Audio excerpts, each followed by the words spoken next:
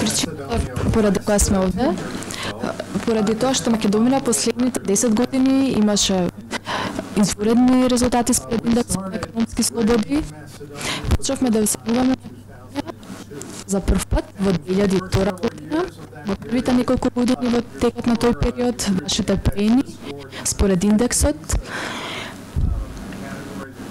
беше околу 50, претежно неслободна земја.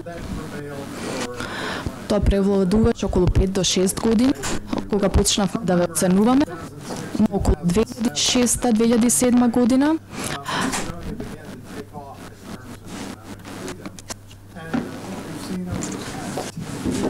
Оно што го видовме последните 10 години, тоа што економската слобода во Македонија порасна за околу 10 поени.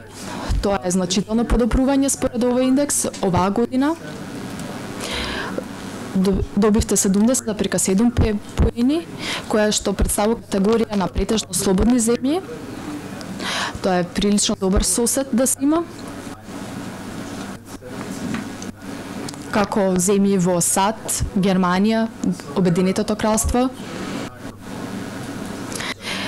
Има земји кои достигнале одлични резултати во економијата во овој сектор. Доколку се вратите неколку слайда назад и ја видиме мапата на Европа,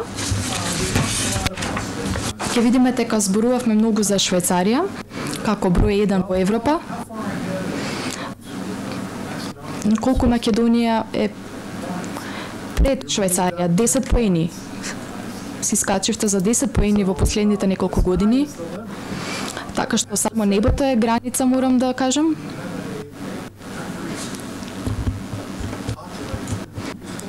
Кога имате земја чие население посветено на политички промени,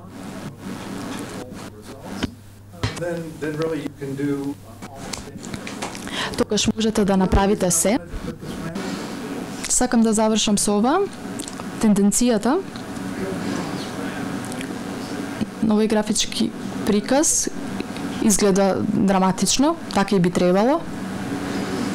Тоа е пораз за 10 поени во последните 10 години.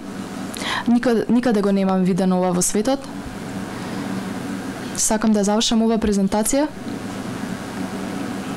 и да почнам да имам диалог со вас и одговори на прашањата. Ова е показател за тоа како Македонија остварила резултати во историјата. Вие сте независни околу 25 години, претпоставувам. Економските резултати кои што ги покажавте во последните 10 години се феноменални.